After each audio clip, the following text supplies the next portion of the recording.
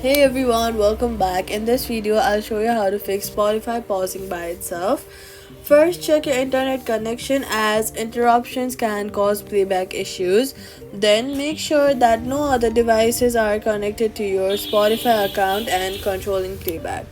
Then, disable battery saver or data saver modes as they can interrupt streaming. Also, check if any Bluetooth devices are interfering with your connections and disconnecting or connecting time and again. Then, restart the app and your phone to fix temporary issues.